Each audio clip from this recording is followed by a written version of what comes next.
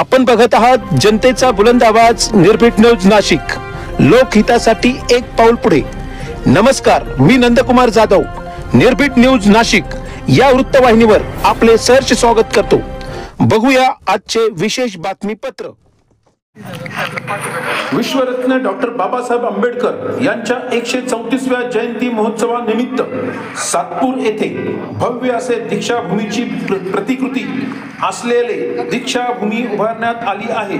तसेच सातपूर शहरातील सर्व पक्षीय, सर्व धर्मीय पदाधिकारी व कार्यकर्ते एकत्रित येऊन सातपूरला एक शहर एक भीम महोत्सव करीत असल्याने मनस्वी आनंद झाल्याचे वातावरण सातपूरच्या नागरिकांमध्ये दिसून येत आहे।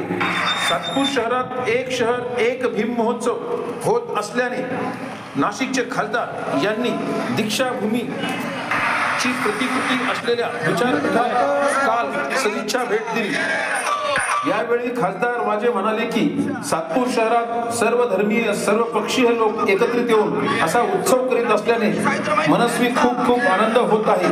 असेच उपक्रम सर्व महाराष्ट्रभर राबवले गेल्यास सर्व धर्मीय एकत्रित येण्यास मदत होईल। यावेळी सामाजिक कार्यकर्ते अरुण काळे यांनी भीम महोत्सव समितीच्या वतीने जे उपक्रम राबविण्यात येणार आहेत या संदर्भात विशेष माहिती दिली।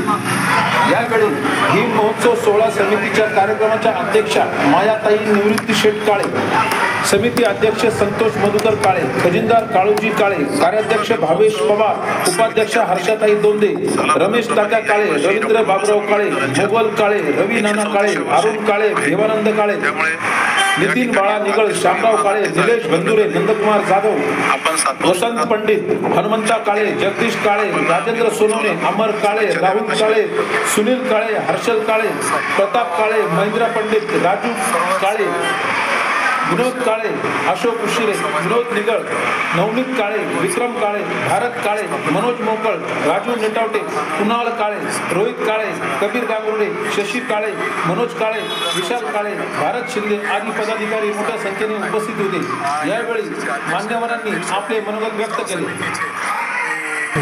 मी अभिनंदन करतो।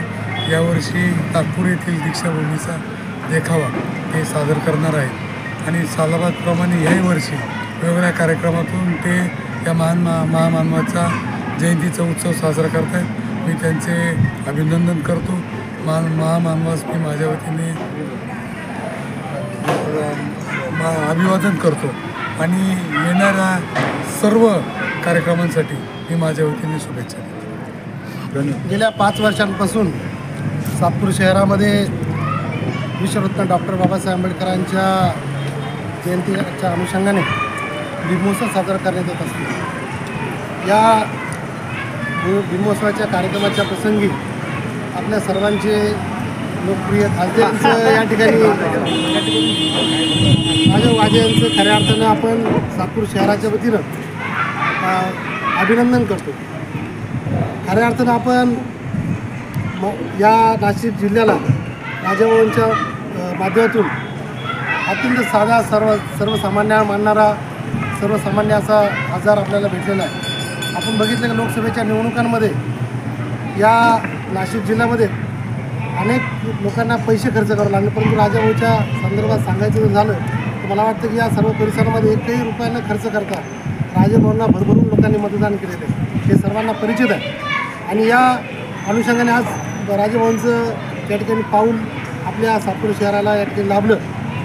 आपण सर्वांच्या या ठिकाणी जयंतीचे अध्यक्ष संतोष काळे आहेत, कार्याध्यक्ष भावेश पवार आहेत, रमेश तात्या काळे आहेत, रवींद्र काळे, खजिनदार आपले काळू काळे, आमचे रमेश तात्या काळे, गणगोळ काळे, हनुमंतराव काळे, जगदीश काळे, अमोल काळे आणि बाळा, ही सर्व जी टीम आहे त्यांच्या वतीने खऱ्या अर्थानं आपण सातत्याने निमंत्रक आपले नंदूभाऊ जाधव आहेत, सुनील काळे आहेत, त्या सर्वांच्या वतीने आपण मोठ्या ताकदीने या ठिकाणी भीमोत्सव साजरा करत असतो। आपण या भीमोत्सवाच्या मधून 13 तारखेला या ठिकाणी दीक्षाभूमीचं आपण जे डेकोरेशन आहे ते मोठ्या ताकदीने या ठिकाणी उभं करत आहे आणि 18 तारखेला 14 तारखेला मिरवणूक असते आणि 18 तारखेला या ठिकाणी मंजुषा शिंदेंचा भीमगीतांचा कार्यक्रम आहे। 19 तारखेला क्रांतीसूर्य महानाट्य जे पूर्ण नावाजलेलं महानाट्य की ज्या नाट्यातून डॉक्टर बाबासाहेब आंबेडकरांचा जन्म आणि बाबासाहेबांचं महापरिनिर्वाण याचं पूर्ण चित्रीकरण त्या ठिकाणी जतीन पाटील यांच्या माध्यमातून करण्यात येणार आहे आणि भव्य दिव्य असं मोठं नाटक होणार आहे. तर आपण खासदार साहेबांच्या हस्तेच आपण त्या ठिकाणी त्या भीम स्टेजचं उद्घाटन करणार आहोत. आणि भाऊंनी या ठिकाणी सांगितलं की अनेक लोकांची असं म्हणणं होतं की हे जे स्ट्रक्चर आहे डॉक्टर बाबासाहेब आंबेडकरांचं हे स्ट्रक्चर नव्याने चांगलं करण्यात यावं.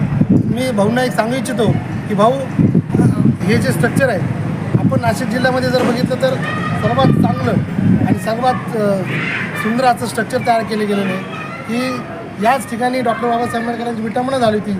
आणि त्यानंतर आम्ही सर्वांनी ठरवलं की हा पुतळा जो आहे तो अत्यंत उंचावर असला पाहिजे, त्याला ऊन पाऊस वारा आपण सुरक्षित राहायला पाहिजे अशा प्रकारचं स्ट्रक्चर आपण या ठिकाणी केलेलं आहे.